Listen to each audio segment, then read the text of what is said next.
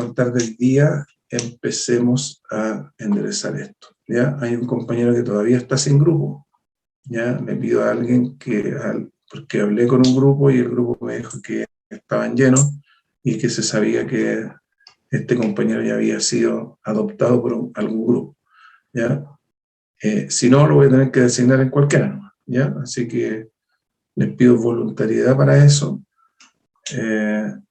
Y si no, van a recibir el correo mío diciendo ya aquí vamos a incorporar a este compañero porque nadie puede quedar sin grupo, ¿ya?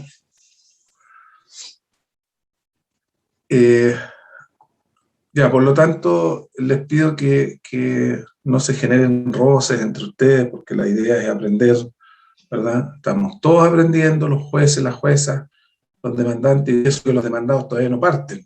Ya imagínense cuando estén todos peleando. Entonces, esto es algo para tratar de emular, ¿verdad?, aquella situación que se nos va a generar en un juicio real.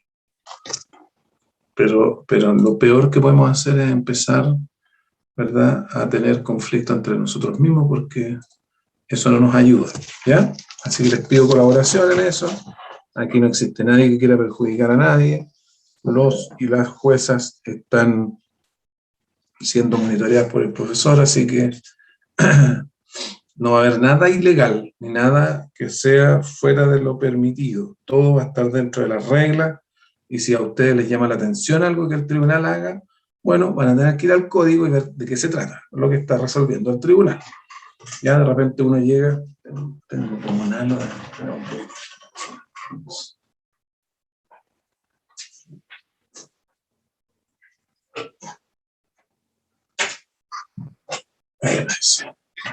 El tribunal de repente saca unas resoluciones que uno no entiende bien de qué se está hablando, ¿ya? Y ahí es donde uno tiene que tener la claridad para decir, lo que el tribunal quiere decir es esto, ¿ya? E incluso puede pedirle al tribunal que aclare aquella resolución a través de un recurso que se llama aclaración, rectificación o enmienda, ¿ya? Entonces, si ustedes no saben, pueden interponer ese recurso para esos efectos, ¿ok? ¿Alguna duda del trabajo? Profesor, yo tengo otra duda. Diga. Entonces, se suponía que el límite para la contestación era el día de mañana, pero ahora que está hablando sobre... No, lo vamos a correr, ¿ya? Porque van a empezar hoy día a llegarle las notificaciones o a regularizar las resoluciones de los tribunales para que empecemos a contar de hoy todo en fila, ¿ya? Y ahí se les va a dar 6 días, o sea, si hoy día es martes, hasta el domingo. Hasta el domingo sería entonces ahora, el nuevo plazo. Claro. ¿Hasta qué hora sería del día domingo? ¿Hasta qué horas puede presentar un escrito usted? Ya. Hasta las 8. ¿Ah? Hasta las 8. ¿Hasta las 8? Las 20 horas. ¿Sí? No era desde las 8 de la mañana hasta las... a las 12 de la noche. Hasta las 23:59 horas. Todas las actuaciones procesales corren hasta las 23:59 horas del último día habilitado para los efectos, ¿ya? Por lo tanto, aquí no va a ser la excepción. Sí, cerciórense que la actuación quede registrada, ¿verdad?, en el correo del juez o jueza y del profesor antes de las 00, digamos, porque si no van a quedar extemporáneos, y aquí no vamos a hacer reglas. De aquí para adelante ya la regla va a ser, esto es un juicio y los plazos corren, ¿ya? Y el que no haga algo, no lo hizo, ¿ok? Así que estén atentos ahí a las resoluciones que se les van a notificar a través de correo electrónico, ¿ok? Pero que no van a ser correo electrónico a los fines legales. Por lo tanto, todos los que contesten la demanda van a tener hasta el día domingo a las 23:59:59. ¿Ok?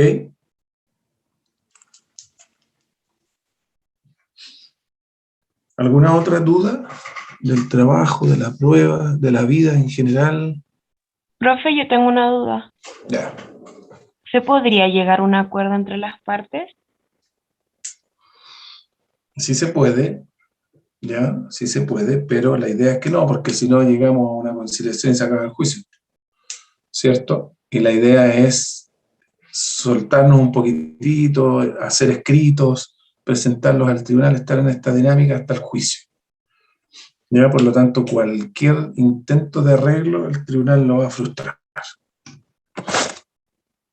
Al igual que yo hago clases también en otras universidades de litigación, que estamos en quinto, ¿ya? Entonces ahí les digo, ya simulen una audiencia X, y nos falta el grupo que dice, no, vamos a llegar a un arreglo.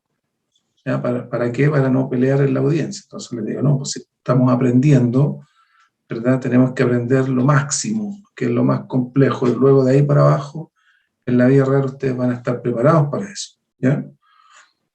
Pero la idea es que ustedes litiguen, ¿ya? O sea, que hagan el juicio, no que lleguen a un arreglo. No sé si ustedes tienen algún ramo de la carrera, negociación, que les enseñen a negociar.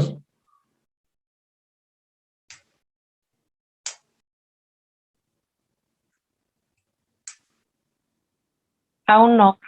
No, No, creo que es más adelante. ¿En la malla tienen negociación como ramo? No. Ya.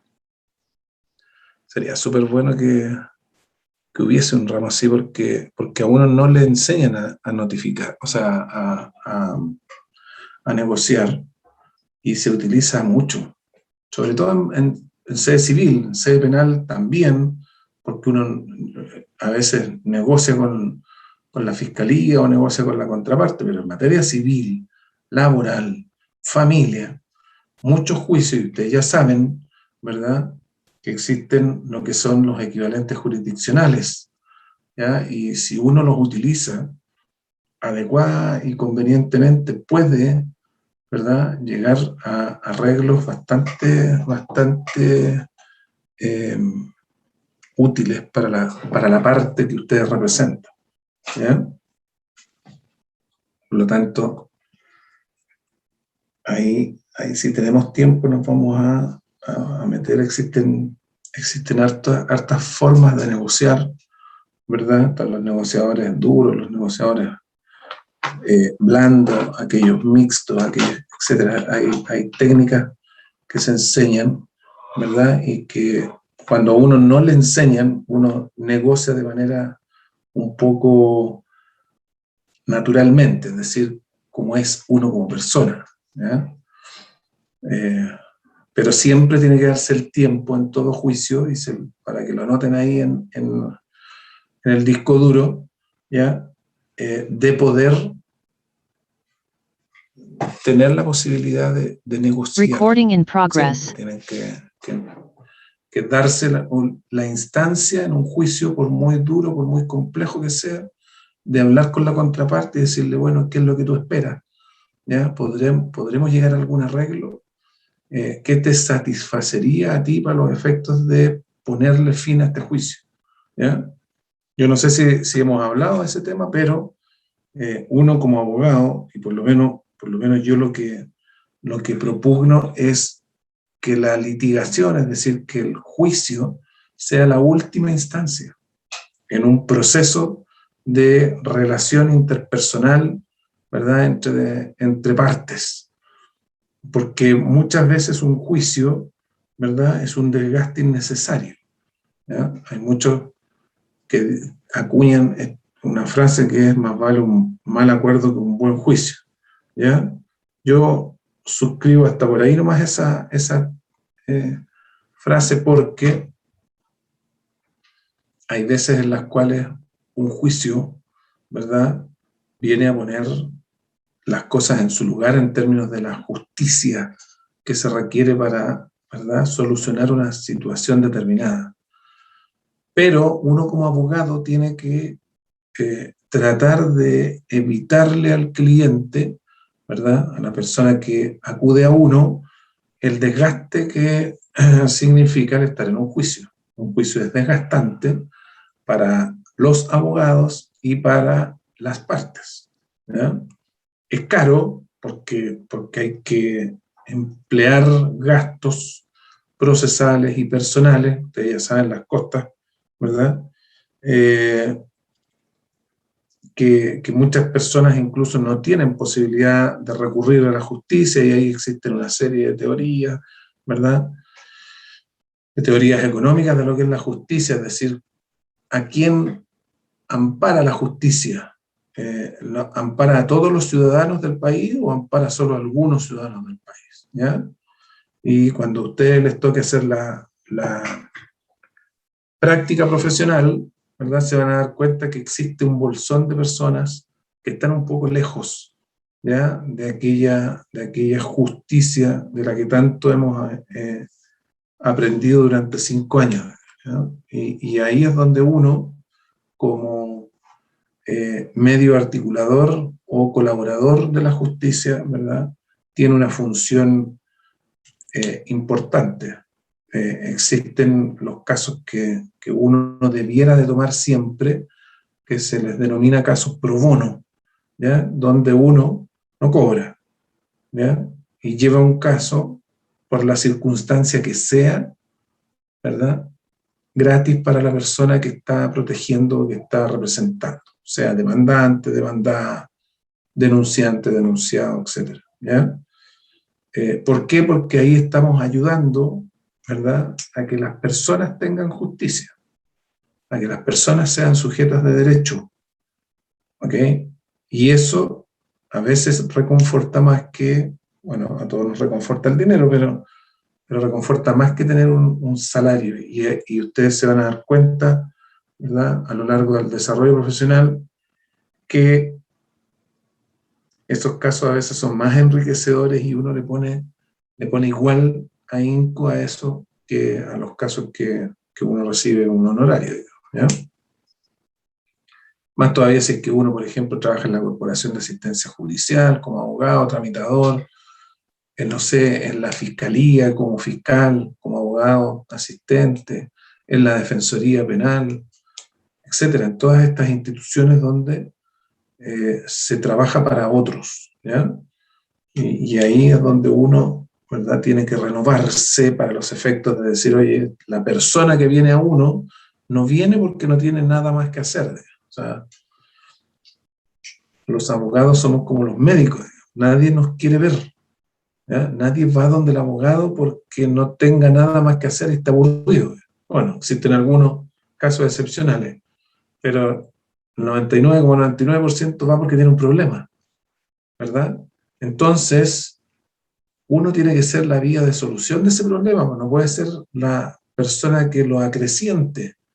Hay muchos abogados, ¿verdad?, que lamentablemente le echan parafina al fuego, ¿ya? Entonces generan una situación mucho más estresante para la persona, cuando uno lo que tiene que hacer es precisamente el aplacador de esa ansiedad, de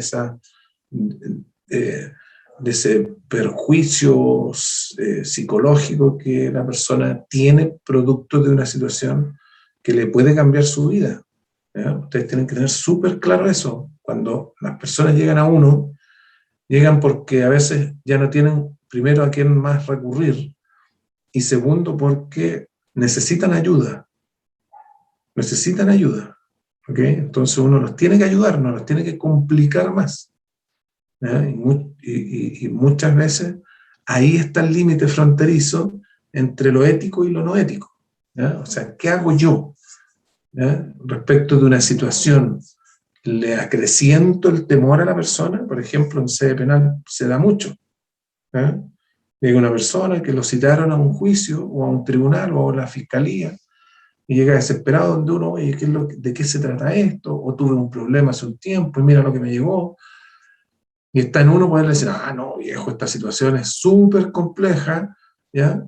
Esta situación es gravísima, tú arriesgas cárcel, ¿ya? Así que, no sé, yo te puedo defender, pero esto no te va a salir barato, cuando la situación no es nada, ¿ya? Nada, y uno puede tranquilamente, ¿verdad?, asesorarlo y decirle, no, sabes qué, quédate tranquilo porque esto es natural, esto ocurre siempre en ciertas circunstancias, etc. ¿Ya? Y ahí está el límite, donde me posiciono yo. ¿Ya? Entonces, por eso la idea es que ustedes ya tengan claro que el juicio, lo que estamos aprendiendo hoy día, debe ser la última de las últimas herramientas que uno utilice en este camino largo entre que yo me relaciono con una persona comercialmente, ¿verdad? Civilmente, ¿verdad? Cuando contraigo matrimonio, filialmente cuando soy padre o hijo de alguien, también existen conflictos entre padres e hijos, entre cónyuges, entre hermanos, ¿ya? Y muchas veces familias completas terminan disputándose lo poco que hay o lo mucho que hay, ¿ya? Uno ve juicios en los cuales son peleas fratricidas interminables, y si uno no pone calma, ¿verdad? O no pone paños fríos en esa situación, pueden llegar incluso a traspasarse de la sede civil a la sede penal, ¿ya? Porque se agreden, se rompen autos, casas, vidrios, etc. O sea, es insospechada la magnitud que un conflicto puede llegar a tornar si es que uno no ejerce la función adecuada. Por lo tanto, siempre, y aquí respondo a la pregunta de Scarlett, siempre uno tiene que tener un espacio para la negociación, ¿ok? Siempre dense la oportunidad de llamar al colega, de no darle los antecedentes que uno tiene, ¿ah? Porque uno tiene secreto profesional con el cliente, pero de tratar de pavimentar el camino para un arreglo, ¿ya? Arreglo que a veces puede ser, ¿verdad?, muy satisfactorio para ambos, de eso se trata, que ambos queden conformes, o simplemente porque es el mejor camino o ya la persona está decepcionada, aburrida, etcétera, le dice, mire, esperar 8 años para tener una sentencia, cuando de aquí a 8 años no sé si voy a estar vivo, no sé qué es lo que va a ocurrir con el demandado, si va a tener plata o no va a tener, ya prefiero que me pague ahora, ¿ya? Eso es lo que ustedes siempre tienen que, ¿verdad?, tener presente. Uno como abogado no está para juicios, está para hacer justicia o ayudar a que la justicia se impere en una situación jurídica, ¿ya? Y por lo tanto, esos son los caminos. Evitar el juicio, si ya llegamos al juicio, tratar de negociar, ¿verdad? Y siempre estar en contacto con la parte contraria. La parte contraria es otro profesional igual que uno, ¿verdad? Que tiene que ser leal. Acuérdense los mandamientos del abogado que pasamos en la primera clase en primero, ¿se acuerdan? Ser leal con el juez, pero también con la contraparte, con tu cliente, etc. La lealtad es un principio rector de nuestra profesión. No sé si le respondí, Michelle. No, perdón, Scarlett.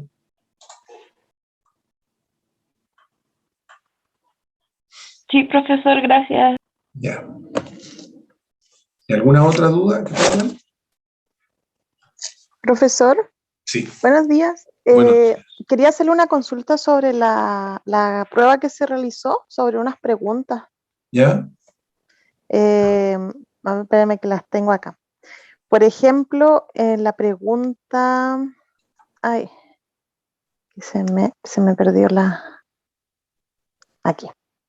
Por ejemplo, cuando dice si don Luis Jara se va del país luego de presentar la demanda, ya que se va a radicar en Estados Unidos y luego de ser notificado lo conoce la demandada, o sea, eso lo conoce la demandada Sony Music, ¿qué puede hacer? Como justamente estamos viendo el tema de los casos y todo eso, quería saber al final, a mí me salió mala, yo la puse mala, pero ¿qué sería lo que podría hacer? ¿Les sale a ustedes la respuesta correcta? No, En la corrección no les sale. no. Ya. ¿Por qué la borré? Esa... Pensé que estoy con problemas de nuevo con el computador. No se puede. No se puede, esperar un poco. Que uno empieza a abrir ventanas de ventanas y... ya.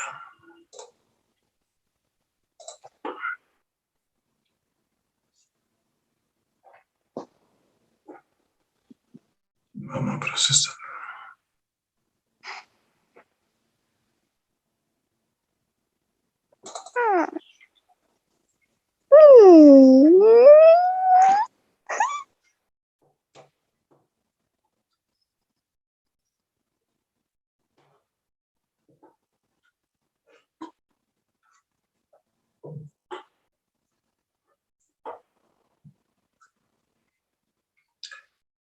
Bien.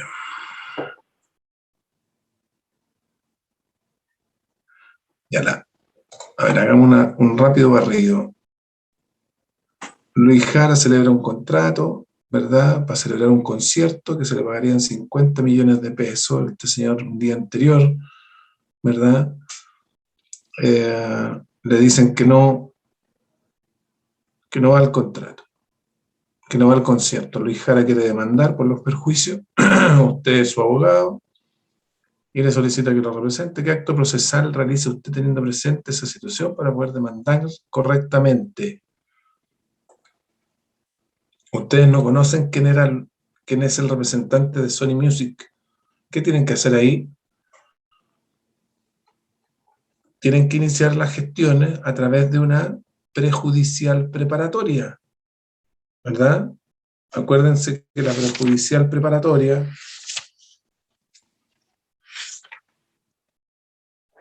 es para preparar la entrada al juicio, ¿cierto? Y la declaración aquí puede ser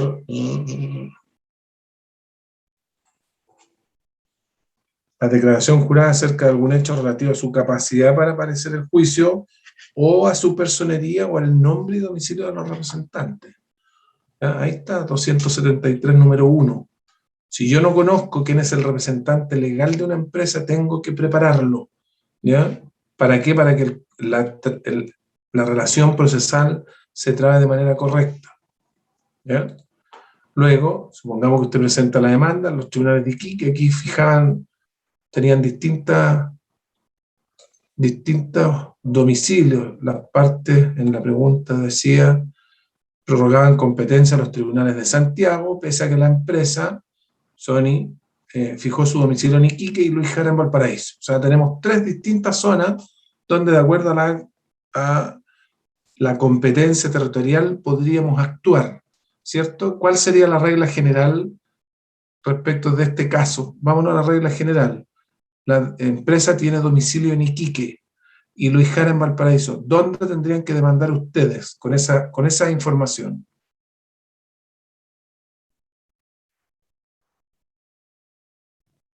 Donde se hizo el contrato. Que ¿Y se por hizo. qué? ¿Por qué?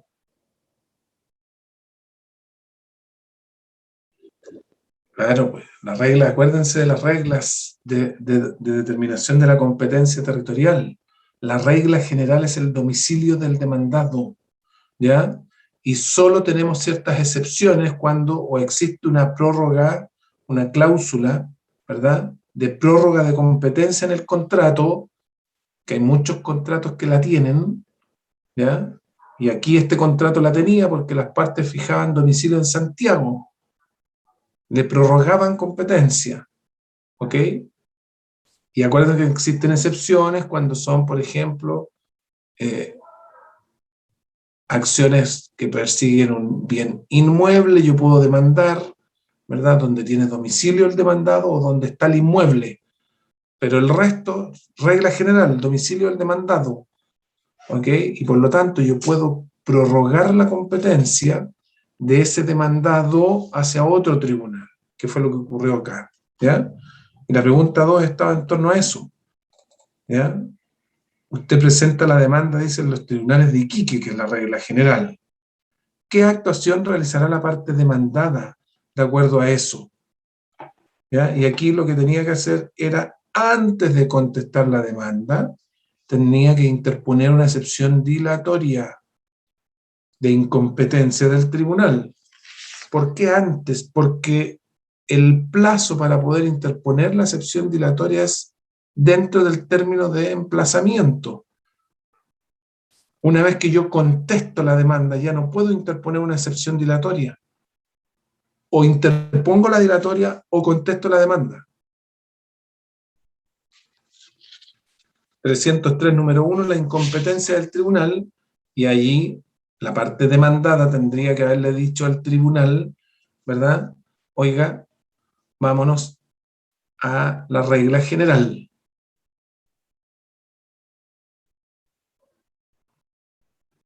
Si el demandado quiere contestar la demanda, perdón, a la regla general, a la prórroga de competencia. La tercera, y aquí hubo hartas diferencias de opinión. ¿Cuál es el plazo que tiene para ello? Para contestar la demanda, ¿cuál es el plazo que tiene? Si se presenta, ¿verdad?, la demanda en un lugar distinto, porque aquí había que presentarla en Santiago, ¿ya? Ok, da lo mismo, pero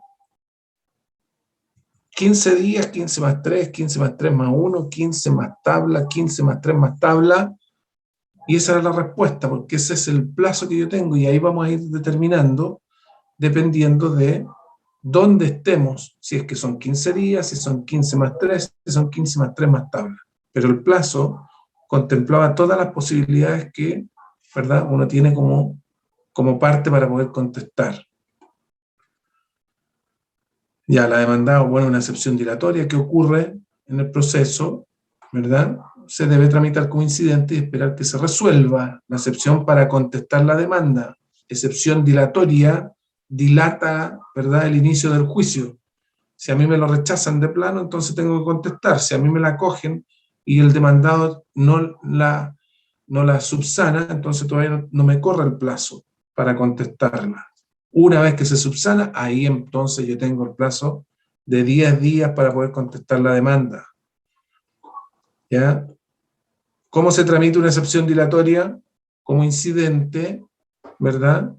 Y 8 días para más el aumento para la prueba. 8 días de prueba más el aumento eventual que pueden ser 22 días más.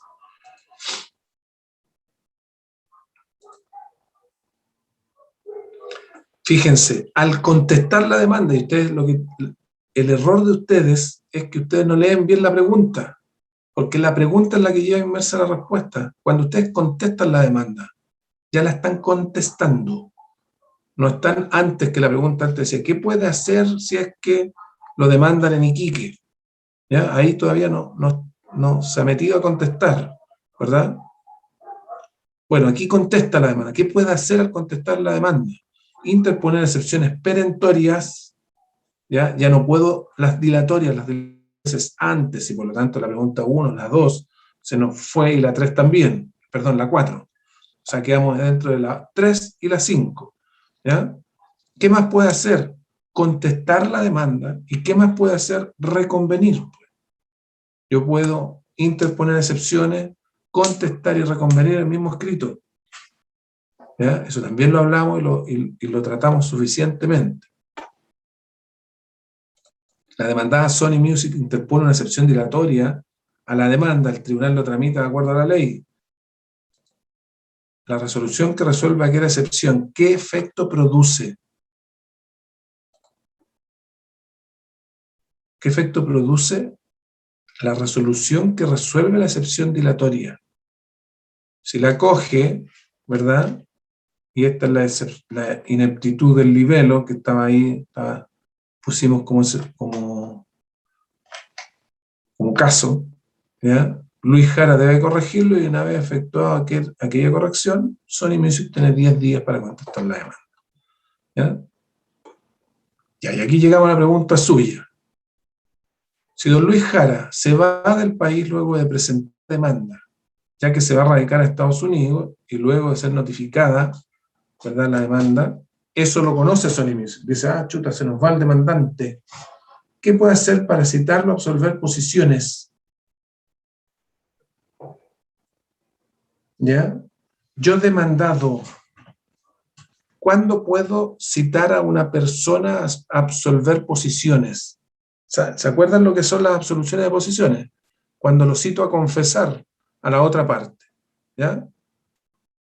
Y ahí es distinto si soy demandante o si soy demandado, ¿verdad? Si soy demandado, como Sony Music, tiene solo una instancia, que es antes de contestar la demanda. Acuérdense que la prejudicial probatoria, que era la que pasamos, ¿verdad?, de citar, absolver posiciones, solo se puede interponer antes del inicio de la demanda. ¿Verdad? Yo sé que me van a demandar, sé que el demandante se nos va a ir del país, bueno, entonces lo cito a absolver posiciones antes.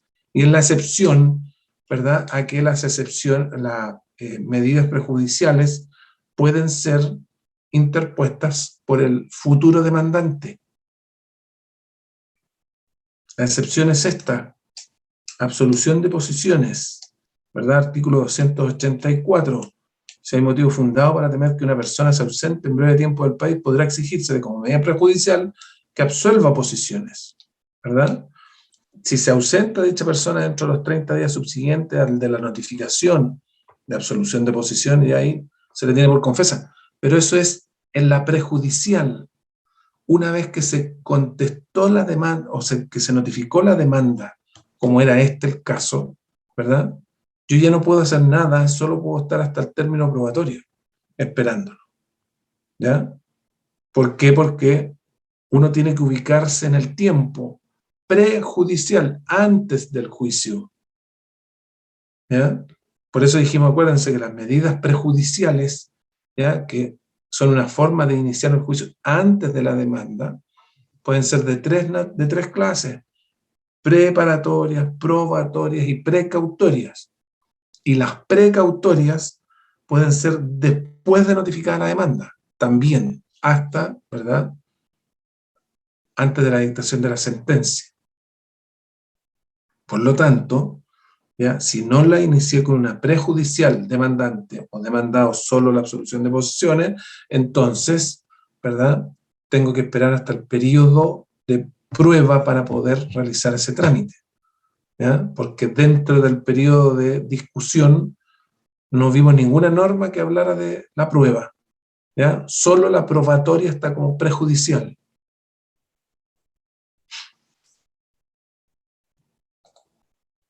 Después, Sony Music, ¿cómo puede contestar la demanda de Luis Jara? ¿Ya? ¿Cómo se contestan las demandas? De manera expresa, o poniendo excepciones perentorias y negando los hechos parcial o totalmente. ¿Ya? Así se contesta. ¿Ya? Distinta es la actitud que puede tener el demandado de contestar o no contestar, pero cuando la pregunta me dice ¿cómo puede contestarse?, expresa, ¿verdad? Porque si no digo nada, ya estamos fuera del rango de contestar, ¿ya? Y oponiendo excepciones y negando, ¿ya? Negando, ¿por qué? Porque también puedo allanarme a la demanda, ¿verdad? Parcial o totalmente. Si Sony no contesta la demanda, acuérdense, aquí ya estamos en el otro efecto. Yo no contesté.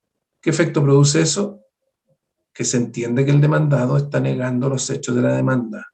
Ese es el efecto de la contestación ficta, ¿ya? Acuérdense que hay una contestación ficta y una real, ¿ya?, o expresa. Entonces, la ficta, yo niego los hechos. Esa es la pregunta que se le estaba haciendo acá.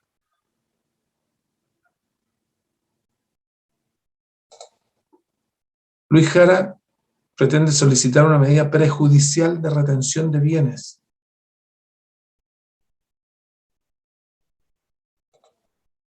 ¿Cuándo debe solicitarlo para que sea una medida como tal? ¿Y qué debe acreditar? Aquí lo que estábamos viendo era momento y requisitos de una prejudicial precautoria.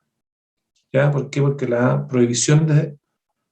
la retención de bienes es una prejudicial precautorias. Entonces se tiene que solicitar antes de presentar la demanda y yo tengo que acreditar en el escrito, ¿verdad?, motivos graves y calificados que hagan pensar al tribunal que el demandado no va a responder en su oportunidad de la demanda.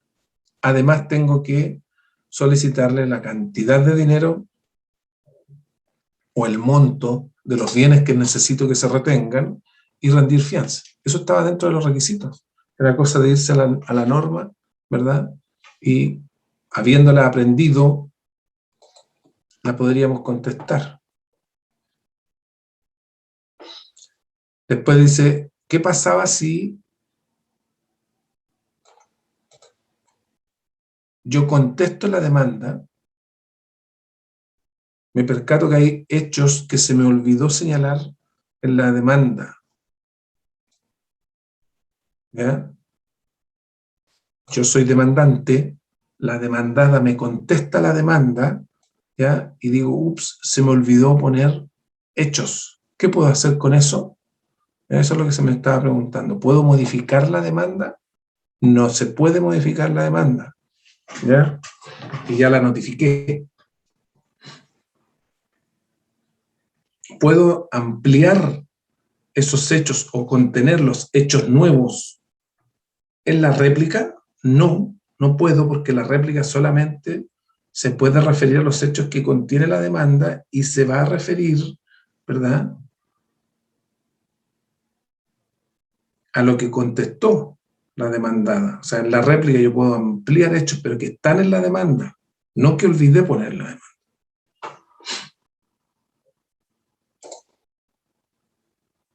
Si la empresa demandada dice que tiene a su favor la prescripción, ¿cuándo puede interponerse la excepción de prescripción? Como dilatoria, como perentoria, hasta antes de citar a las partes de sentencia y hasta antes de la vista de la causa en segundo. ¿Ya? Eso no generó mayor problema. Si usted se le olvida poner en la demanda que don Luis Jara, ¿verdad?, en la demanda de don Luis Jara la cantidad de dinero que se le solicita al tribunal, fíjense. Yo lo que no hago es que no expreso de manera clara, ¿verdad?, requisitos de la demanda. 254, ¿verdad? Y uno de los requisitos en el número 5 es la enunciación precisa y clara, consignada en las conclusiones de las peticiones que se someten al tribunal. ¿Ya? ¿Qué actitud cree que tendrá que efectuar la demandada Sony Music con ello? Si hay un error en la interposición de la demanda porque no cumple con los requisitos del artículo 254, entonces yo demandado lo que tengo que alegar es una excepción dilatoria de ineptitud de libelo que está en el artículo 303, número 4. Ineptitud del libelo por razón de falta de algún requisito legal en el modo de proponer la demanda. Siempre que la demanda no cumple con los requisitos, y lo vimos cuando analizamos cada una de las excepciones, ¿verdad?, será ineptitud del libelo lo que me afecta. ¿Cuál es la diferencia entre las medidas prejudiciales precautorias de las precautorias? Bueno, el momento procesal, ¿ya? Sony Music quiere demandar reconvencionalmente ahora a Luis Jara. ¿Cuándo puede hacerlo? Siempre que tengan el tribunal competencia, se trate de acciones que están sujetas al mismo procedimiento. Acuérdense que yo no puedo demandar reconvencionalmente si tengo una acción ejecutiva en contra de mi demandante, ¿verdad? Y estamos en un juicio ordinario, porque los plazos son distintos, por lo tanto ahí yo no puedo. ¿Ya?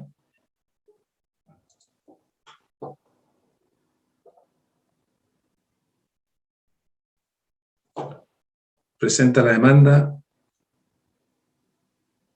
reconvencional Sony Music, pero usted estima que la exposición de los hechos y fundamentos de derecho son muy débiles y poco claros. ¿Qué puede hacer usted? Usted también tiene la posibilidad de interponer excepciones de ineptitud del libelo. ¿ya? Pero ya no tiene el término de emplazamiento, sino que solo tiene 6 días para eso.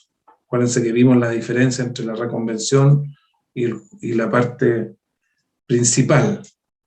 ¿Cómo se prueba la demanda reconvencional?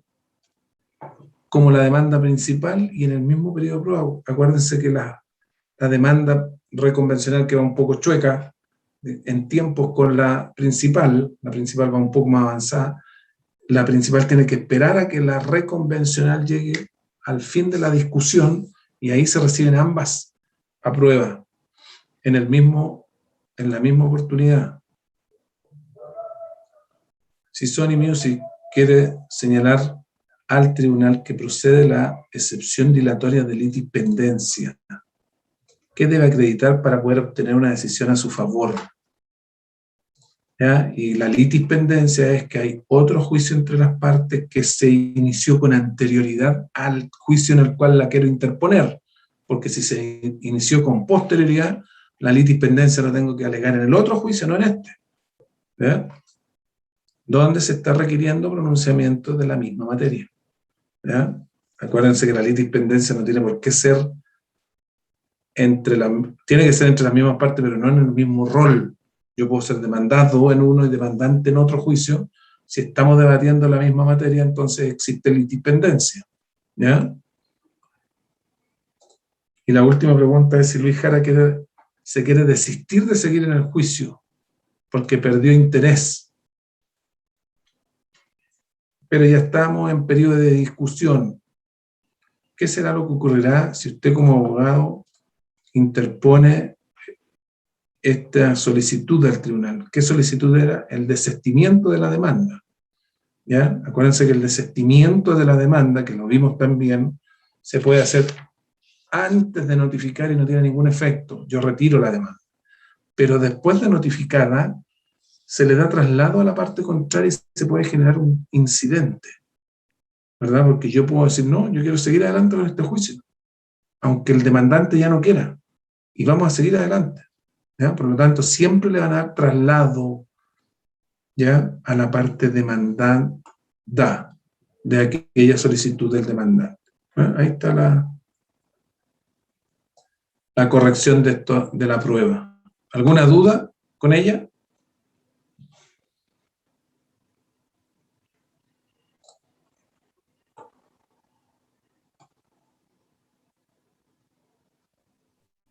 Profesor, por mi parte no quedó claro la corrección. Sí, en realidad es un problema de leer mal.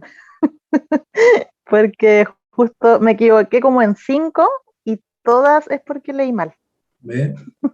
Así que terrible, hay que corregir eso. Lo que pasa es que yo creo que ustedes están demasiado mecanizados y por eso yo les hago las pruebas distintos. Porque ustedes tienen que pensar y decir, a ver, espérate un poco, ¿qué es lo que me están preguntando? Ya, si la misma pregunta, como les digo, lleva la solución al caso. Si me están hablando de una medida prejudicial, ¿hasta cuándo la puedo interponer? ¿Verdad? O, como esa pregunta que salía, al contestar la demanda, ¿qué puedo hacer? Bueno, ya me están diciendo, estoy contestándola,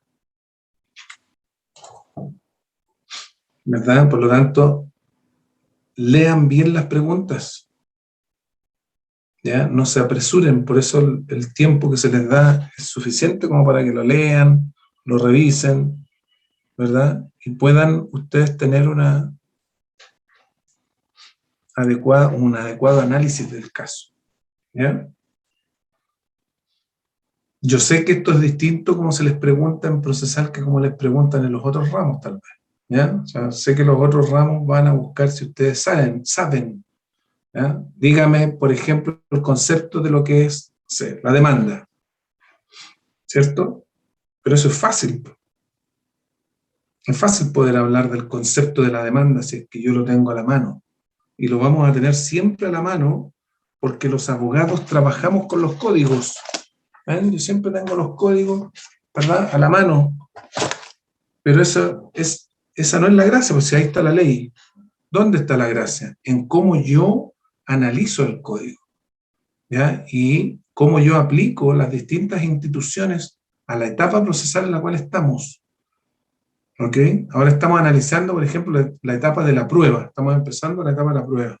Entonces, yo le podré preguntar, oiga, dígame cómo se inicia la etapa de prueba, ¿verdad? ¿Qué resolución es la que se dicta?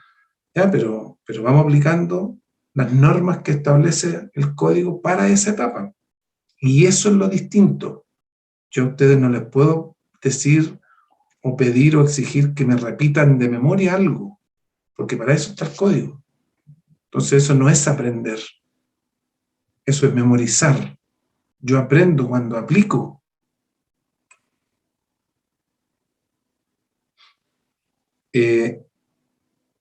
Muchas personas, ¿verdad?, que tienen auto o que no tienen auto, en teoría saben cómo se cambia una rueda cuando se les pincha, ¿cierto?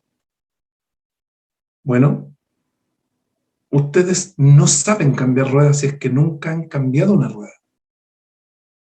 O si es que no aplican el conocimiento que ustedes tienen de cómo se cambia una rueda al momento de hacerlo.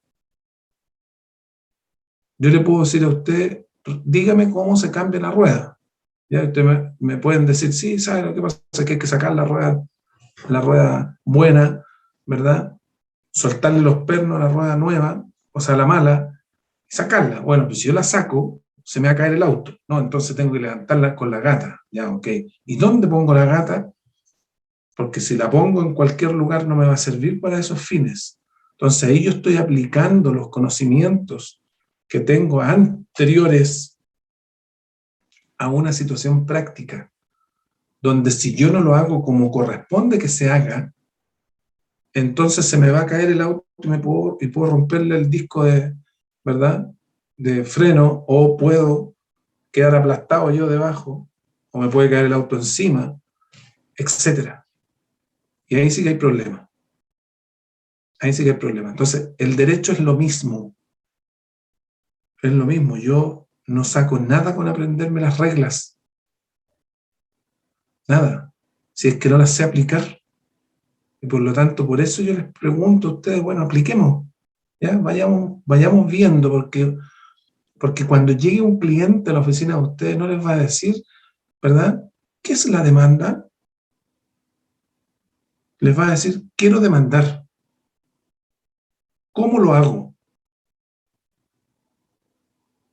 Y ustedes van a decir, ups, la demanda. Ya, sí, la demanda es... No le van a decir eso a su cliente. Es el acto procesal por el intermedio del cual una parte le pide a un tercero. No. Van a decir, ok, señor, ya mire, ¿qué ocurrió? ¿Ah? Porque además son hechos. No, es que este señor me estafó, entonces no hay demanda. ¿Ya? Entonces es una querella. ¿Ya? Y esto no es civil, sino que es penal. Y yo no trabajo la parte penal, la trabaja otro colega, ¿verdad? Porque yo no sé penal. Yo me dedico solo a lo civil. ¿Me entiende? Porque si vamos a presentar una acción, ¿verdad?, civil, cuando es una naturaleza penal, nos va a rebotar. Entonces ahí estamos aplicando el derecho. Y eso es lo que yo espero que ustedes, ¿verdad?, entiendan que es distinto y logren hacerlo. Y para lograr hacer eso, tienen que dar un paso atrás siempre, ¿verdad? Porque solo el aprendizaje, la memorización de ciertos conceptos no les sirve.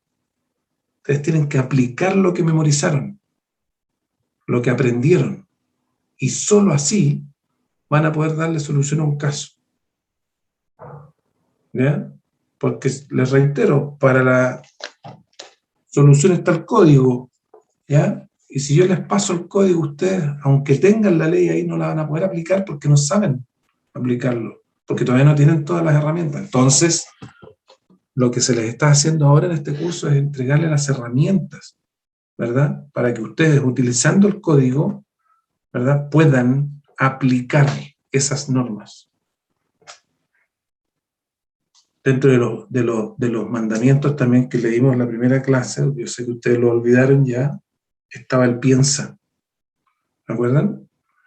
Cristóbal piensa, el derecho se ejecuta pensando, se aplica, no se repite de manera mnemotécnica o como lorito, ¿ya?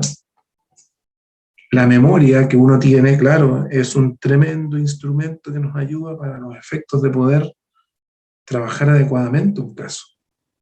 Porque tenemos que empezar a buscar dentro de nuestros conocimientos dónde está la situación, cómo este hecho lo encuadramos en el derecho, cómo. Para eso tengo que conocer el derecho, ¿ya? Pero no me basta conocerlo, tengo que aplicarlo. Porque claro, voy a ir al derecho sustantivo, ¿verdad? Y el derecho sustantivo son las normas civiles, penales, laborales, de familia, constitucional, ¿cierto? Ese es el derecho sustantivo, el derecho duro, donde a mí me dice, ¿sabe qué? Si usted golpea a alguien, entonces comete un delito. Si usted celebra un contrato con alguien, entonces adquirió una obligación, y las obligaciones se cumplen en cierto periodo de tiempo o de cierta forma. Bueno, esa es una parte del derecho. Pero para poder hacer carne, ¿verdad?, el derecho procesal, yo lo que tengo que hacer es saber proceso penal, proceso civil, proceso laboral, ¿ya? Si yo sé el proceso, ¿verdad?, cómo se llevan adelante los juicios, entonces yo voy a poder hacer valer los derechos, el derecho sustantivo de manera adecuada. Por lo tanto, es una conjunción de normas, ¿ya? Es un acople de dos mundos, el sustantivo y el procesal, ¿verdad?, que nos llevan a una adecuada defensa de una situación jurídica. Yo les dije la primera clase o la segunda de este ramo, los que saben derecho procesal van a ganar muchos juicios, porque el derecho procesal tiene muchos ripios que si uno los conoce, va ganando, ¿verdad? Va pasando vallas de manera adecuada y va haciendo, ¿verdad? Cuando yo era chico, ya no se usa con ustedes, había un juego que se llamaba el ataque. ¿Ah? El ataque consistía en que uno le pasaba un cierto territorio del mundo, de eso se trataba, y uno tenía que ir como conquistando el mundo del otro, ¿ah?, a través de ataques aéreos, etc. Bueno, esto es lo mismo, uno va jugando al ataque en el proceso, va ganando ciertos espacios donde uno se posiciona de mejor forma o de peor forma, ¿ya? Cuando esa situación, ¿verdad?, yo la represento de manera adecuada en el juicio. Por eso es tan importante el derecho procesal, porque si yo manejo el derecho procesal, ¿verdad?, voy a poder representar adecuadamente a alguien. ¿Ya? Ya. Luego de este paréntesis, vamos a la materia. No sé si hay alguna duda.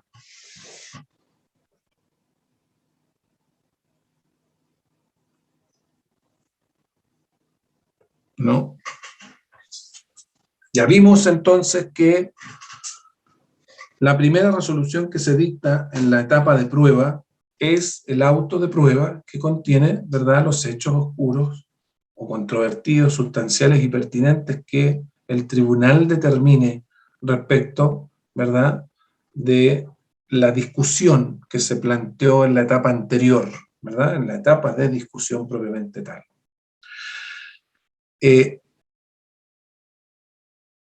Una cosa es que se prueban los hechos, ¿ya? Pero nosotros tenemos que retroceder un poco y decir, bueno, ok, ¿qué es lo que yo voy a probar? ¿Qué es lo que tiene que ser objeto de la prueba, en un juicio? Y lo que se ha determinado, ¿verdad?, que la prueba tiene que sustentar son el objeto sobre el cual recae la prueba, los sujetos, es decir, quiénes son las que tienen que proporcionar los medios de prueba, o sea, estos son los elementos que yo tengo que tener en consideración para la prueba, ¿verdad? Y los medios de prueba a través de los cuales yo hago valer esa prueba. Por lo tanto, es una combinación entre el objeto, qué es lo que tengo que probar, quién tiene que probar, los sujetos, cómo tengo que probar, los medios, y cómo voy a valorar esos medios de prueba, que es la eficacia que el tribunal le entrega a cada uno de los medios de prueba. Por lo tanto, para el análisis de la prueba yo tengo que tener en consideración esto.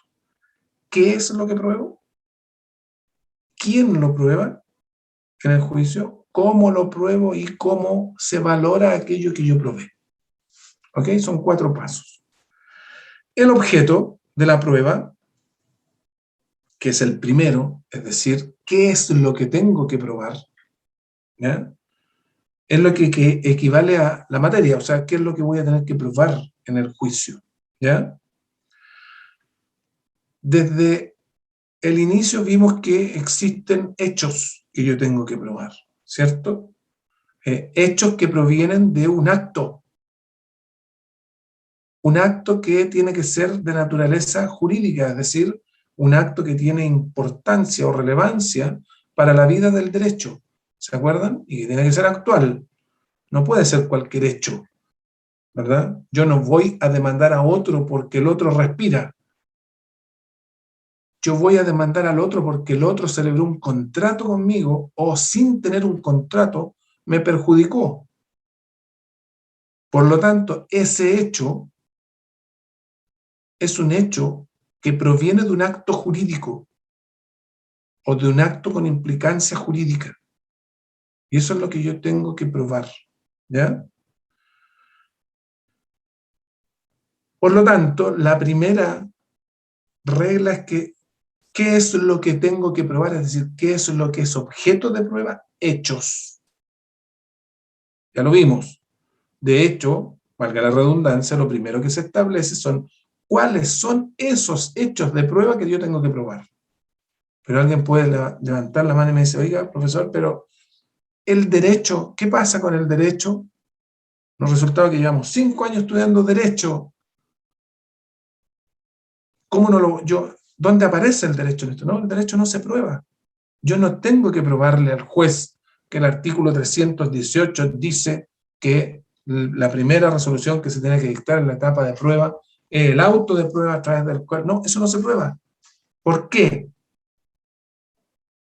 ¿Por qué no se prueba? Porque el Código Civil establece una presunción general de conocimiento del derecho. ¿Dónde está esa presunción?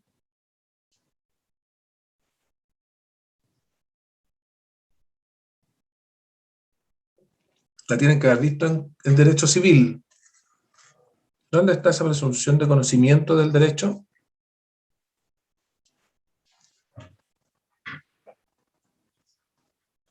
¿Alguien sabe? ¿Alguien se acuerda? ¿Alguien tiene idea?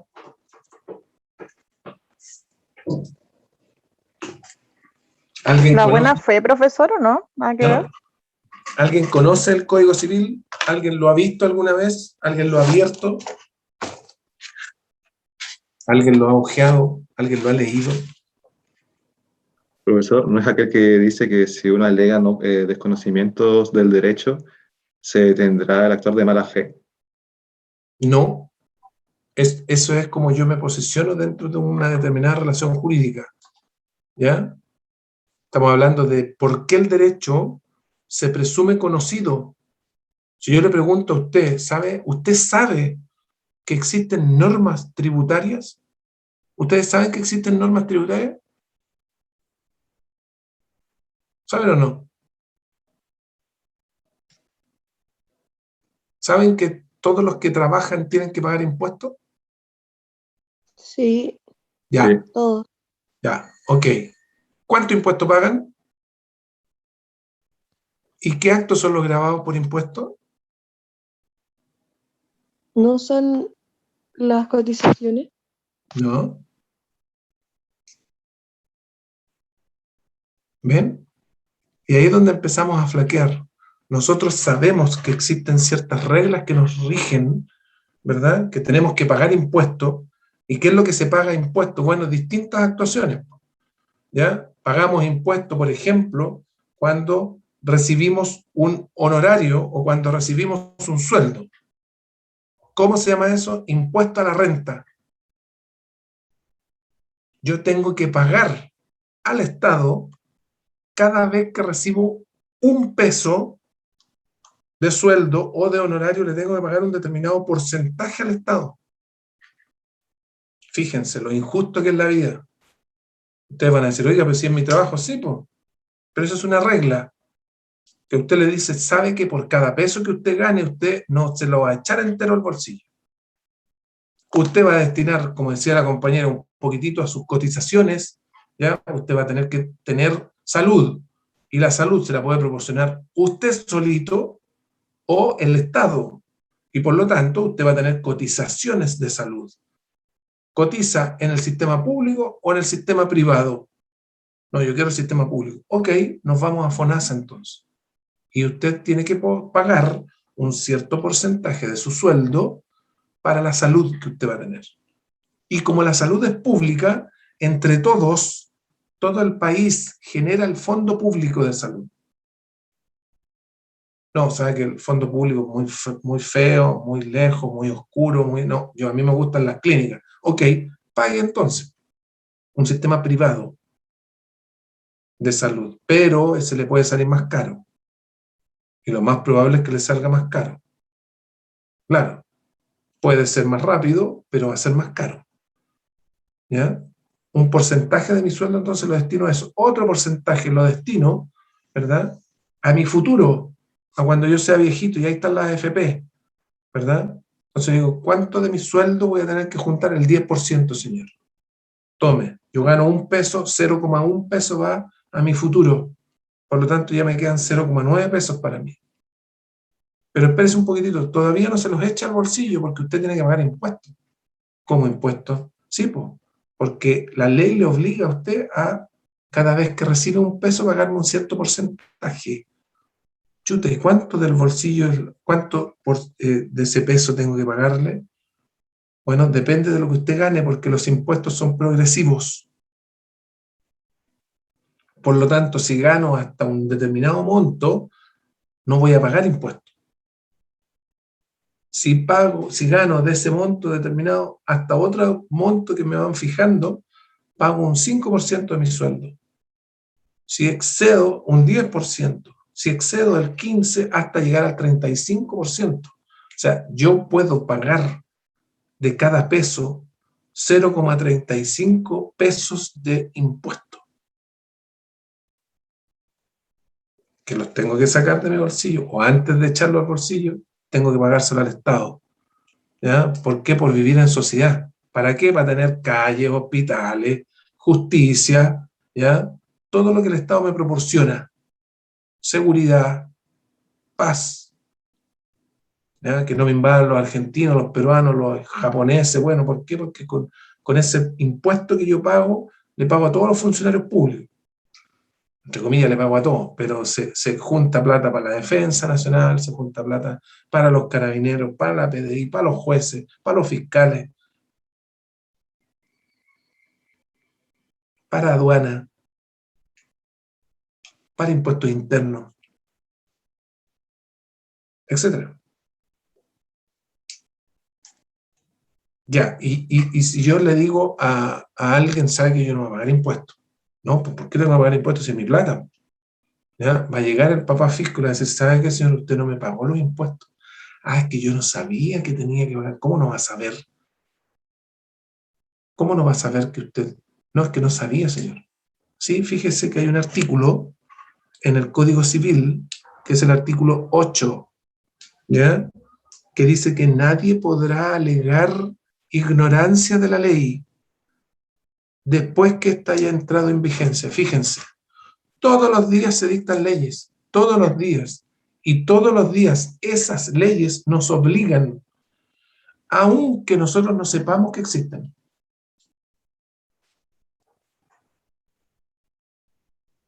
Por lo tanto, yo no tengo por qué probar el derecho.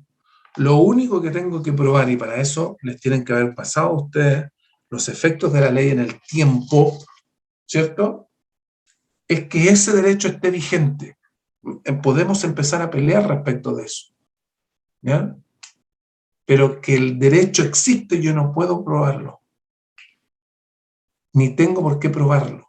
¿Por qué? Porque la ley, en Chile al menos, y en todas las legislaciones es exactamente lo mismo, se presume conocida por todos, por esta presunción del artículo 8 del Código Civil, que nos rige a todos. La única excepción donde yo tengo que probar el derecho es cuando nos enfrentamos al derecho extranjero, cuando se invoca en juicio derecho extranjero, o la costumbre, es decir, ciertas situaciones de hecho que regulan las relaciones entre particulares, ¿ya? Se da mucho, por ejemplo, en el derecho comercial, ¿ya? En el derecho comercial incluso existe un artículo en el Código de Comercio, creo que es el artículo 5, que establece que la costumbre constituye derecho. Fíjense, o sea, si yo hago siempre las cosas de una determinada manera en derecho comercial, pasa a constituir derecho, pero ahí tengo que probar que esa es la forma de cómo se regulan las relaciones comerciales. Por eso la costumbre la puedo probar. ¿Ya? Estoy probando derecho, sí, pero es una costumbre que no está escrita. Lo que está escrito, lo que está publicado, acuérdense que el proceso de formación de la ley, que también se los pasaron, termina, ¿verdad?, con la promulgación del presidente, y desde ese momento la ley es obligatoria para todos, salvo que exista un periodo de vacancia legal, ¿cierto? Yo digo, no, esta ley no va a entrar a regir hoy día, a contar de la promulgación, sino que va a entrar a regir un año después de la publicación, que es un acto posterior a la promulgación. Bueno, entonces ahí no hay nada que probar, pues si lo tenemos súper claro cuando rige esa ley, ¿verdad? Por lo tanto, el objeto de prueba, es decir, el qué tengo que probar, siempre van a recaer sobre hechos. Excepcionalmente el derecho se va a probar cuando estemos hablando de derecho extranjero o cuando estemos hablando de la costumbre, ¿ya? El artículo 411, número 2, ¿verdad?, establece que se puede oír a peritos, o sea, el medio de prueba a través del cual yo voy a probar el derecho extranjero es a través de un informe pericial, ¿ya? Un perito, vamos a ver lo que es un perito, no es un perro chiquitito, sino que es una persona especial, que es especialista, ¿verdad?, en ciencias, artes u oficios, ¿ya? Eso es un perito, ¿verdad? Me va a probar el derecho extranjero, número 2, sobre puntos de derecho referentes a alguna legislación extranjera. Ese es el objeto del peritaje, ¿ya?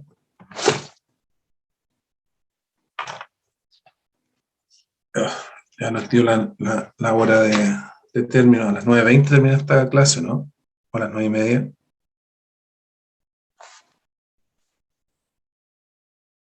Ah, ya, tenemos todavía, gracias. Bueno, entonces los hechos materiales, ¿verdad?, son aquellos hechos que van a ser objeto de prueba. Los actos jurídicos también, ¿ya? Un hecho material puede ser una quebración de un vidrio, ¿ya? Un acto jurídico es un contrato a través del cual nosotros nos relacionamos, ¿verdad? Un hecho material puede ser, oiga, me construyó un camino, ¿ya? Me construyó un camino en mi terreno. Era un juicio, no es un juicio, sino que un caso donde un señor que es dueño de un terreno determinado, ¿verdad?, la municipalidad llegó y le dijo, ¿sabe qué? Una parte de su terreno, señor, se la voy a quitar para un camino. Y me dice, oiga, pero ¿y esto se puede? Y yo le dije, la municipalidad no lo puede hacer, y estamos en eso, en la disputa respecto de ese hecho, ¿verdad?, que la municipalidad respectiva le abrió su cerco para trazar un camino. ¿Puede hacerlo o no puede hacerlo? Eso es materia de derecho. El hecho es que rompieron el cerco y quieren hacer el camino, que es distinto. Entonces ustedes tienen que tener súper claro, cuando estamos hablando de hechos, de cuando estamos hablando de derecho. ¿Ok? El hecho es el acto material en virtud del cual una persona influye en la vida de otro. Ese es un hecho. ¿Ya? Algo que ocurre materialmente, ¿verdad? Es un hecho. Por eso lo tengo que probar, ¿verdad? Cuando celebramos actos jurídicos, ¿verdad?, también tenemos que probarlos. Y aquí todos los días llegan personas, les van a llegar a ustedes cuando sean abogados, clientes que le preguntan, oiga, pero yo no celebré ningún contrato con don Juanito. Yo le dije que sí, que le iba a comprar el auto. Ya le digo yo, ¿y usted qué cree que es eso? No, pues que acordamos nomás, pero no firmamos el contrato. Sí, pues señor, usted ya celebró el contrato. Los contratos en Chile son consensuales en su gran mayoría. ¿Qué quiere decir? Que para perfeccionar un acto jurídico determinado, basta con el hecho de que estemos ambos de acuerdo con celebrarlo. Basta con que tengamos determinado el objeto. ¿Qué es lo que vamos a convenir? La venta, el arriendo, la entrega, la construcción, la realización de una obra. A mí me van a pintar la casa, a mí me van a pintar un óleo, ¿ya? A mí me van a construir una pieza, a mí, etcétera. Ese es un objeto, ¿ya? Precio. ¿Cuánto voy a pagar por ese hecho, por ese objeto? La construcción, la obra, la pintura, ¿verdad? Una defensa jurídica. ¿Cuánto voy a pagar? Ya, 1.000 pesos, listo. Tenemos el precio y tenemos la forma. Objeto, precio, objeto o cosa, precio, valor que voy a pagar y forma de cómo voy a pagar, que son, ¿verdad?, lo que ustedes van a estudiar en las obligaciones. Cómo yo cumplo mi obligación. ¿La cumplo de inmediato? ¿Te lo pago en el acto? ¿O te lo pago en 2 cuotas? Objeto, precio, cosa, forma. Listo, tenemos contrato, ¿estamos de acuerdo los dos? Ningún problema. Venga a pintarme la casa, señor. ¿Cuánto le va a pagar? 100.000 pesos. ¿Cómo se lo va a pagar? La mitad al contado y la mitad cuando termine. Listo. ¿Ustedes creen que ahí no hay contrato? Hay contrato. Otra cosa es cómo pruebo yo ese contrato. Y por eso los actos jurídicos, ¿verdad?, se tienen que probar. Y por eso muchos actos jurídicos, muchas compras, ventas, arriendos, cesiones, ¿verdad?, construcciones, etcétera, los escrituramos. No porque sea requisito de validez del acto el escriturarlo, sino que porque es el medio de prueba a través del cual nosotros dejamos constancia que ese acto que celebramos fue en torno a lo que dice en el papel. Pero yo no puedo no tener papel e igual tengo contrato. ¿Cómo lo pruebo? Bueno, ahí me voy a complicar un poco más, ¿verdad? Vamos a ver cuáles son los medios de prueba. Estamos viendo recién qué es lo que pruebo, ¿verdad? ¿Qué pruebo? Hechos, ok, y actos jurídicos. ¿Ya? Él dijo que me iba a construir una casa, celebramos un acto jurídico de construcción de casa, y el resultado es que la construcción de la casa es un desastre. Bueno, ¿dijimos la calidad de los materiales de construcción? eso va a ser objeto de prueba. Yo le dije, oye, yo le voy a construir la casa, otra cosa es cómo le quede la casa, es distinto. ¿Qué materiales ocupe? Es distinto. No, es que lo pusimos en el contrato, los materiales serán de la mejor calidad y aquellos que aprueben, no sé. Entonces yo pruebo de manera más fácil un acto jurídico, ¿ya? A través de un determinado medio de prueba. Por eso, ¿verdad? Los distintos medios de prueba van regulando cómo y qué es lo que tengo que probar, ¿ya? Por ejemplo, yo no puedo probar una obligación de dinero a través de testigos, porque la ley me lo impide, lo vamos a ver, ¿ya? Si es que una determinada cantidad de dinero yo no la puedo probar, eso por testigos. Chuta, entonces, ¿cómo lo pruebo? Ah, no sé, pues por otros medios de prueba. Ah, entonces un documento, ya, celebremos un contrato. Y por eso surge la necesidad de firmar un contrato. Porque cuando hay una obligación de dinero de determinada suma hacia arriba, yo no la puedo probar a través de testigos. No voy a llevar 2 testigos y decir, sí, don Rodrigo Lazo se obligó a pagarle a don Gerson Ticuna 1 millón de pesos todos los días 30 de cada mes porque él asistiera a la clase. Él le estaba pagando para que él asistiera a la clase. Ahí está el acto jurídico. Ya, pero celebrar un contrato no. Ya, entonces, don Gerson no va a poder demandar el incumplimiento de ese contrato probándolo a través de testigos.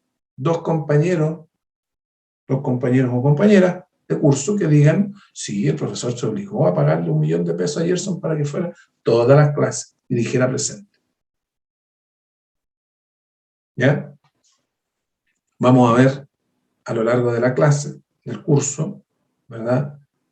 Cómo se prueban los actos jurídicos, ¿ya? Pero existen algunos hechos, ¿verdad?, que no se prueban. Por ejemplo, los hechos notorios, ¿ya? Los hechos notorios se ha establecido por la doctrina y por la jurisprudencia que, como son conocidos por todos, porque un hecho notorio es algo que es conocido por la gran mayoría de las personas, es distinto que un hecho sea público. Un hecho notorio, por ejemplo, es que tenemos límite como país al oeste a través del Océano Pacífico. Notorio, uno llega ahí a la costa y no llega a otro país, llega al océano. Bueno, yo tengo que probar que para el occidente, para el poniente, ¿está el océano? No. ¿Por qué? Porque es un hecho notorio. ¿Ok? Son hechos que tienen existencia pública, ¿ya? Que es conocido por todos. ¿Se confunde lo público con lo notorio? Sí, ¿ya? Pero normalmente lo notorio es algo que es conocido por todos, ¿ya? Notorio es que hubo un terremoto, por ejemplo, en la zona norte de Chile, el año 2015, si no me equivoco. 2014, profe. 13. Ya. Ese es un hecho notorio. ¿Hubo un terremoto? Sí, pues hubo un terremoto. ¿Ya? Podremos a lo mejor olvidar un poco la fecha, pero ese hecho yo no lo tengo que probar. Si producto de ese terremoto se produjeron algunos daños y yo quiero demandar, ¿verdad?, a la constructora que me construyó la casa, por ejemplo, yo no tengo que probar que hubo un terremoto, porque ese es un hecho notorio. Por lo tanto, el tribunal va a decir, ok, no, para mí no es un hecho oscuro, no es un hecho poco claro, es un hecho notorio y por lo tanto yo ya sé que hubo un terremoto. Okay. Efectos del terremoto en la construcción. Primera prueba. Se construyó, segundo. ¿Cómo se construyó? Tercero. Efecto. Se trizó la muralla, se cayó el techo, se cayeron las ventanas, etc. ¿Ya? Ya. Ahora sí tienen que avisarme porque si no me entusiasmo y se nos pasa la hora. Yo estoy de nuevo, espérense, ténganme paciencia por favor, que se me echó a perder el computador. Este computador es un desastre. Y no puedo pasarme al notebook, ¿verdad? Porque el Zoom de la universidad lo tengo aquí, no sé cómo cambiarlo. Voy a tratar de hacerlo porque... Ya, ¿quiénes llegaron después de el inicio de la clase? Michelle Durán, profesor. Michelle Durán. Espérese un poquitito. Michelle, ya, ¿quién más? Paula Moya, Quintana, profe. profe. Paula Quintana. Karina Moya. Esperen un poquitito. Moya, Karina. ¿Quién más? Juan Guatuhueque, profe. Don Juan, ¿cómo está usted? Bien, ¿y usted, profe? Bien, gracias, ya lo había extrañado. Y dije, hoy día sí que llueve en Arica, entonces. Ya, ¿quién más? Profesor, ¿algún presente, profesor? Sí, pues. Lo otro del grupo, disculpe, dijo que le iba a ver a final de clase. Sí, pero el término, si es que nadie se pronunció, lo voy a insertar en un grupo nomás, ¿ya? Y se lo voy a comunicar al grupo y a usted. Ok, gracias, profesor. ¿Ya? ¿Quién más? Perfecto. ¿Quién más? ¿Hay más? Oscar Zavala, profesor. Zavala, ya, ok.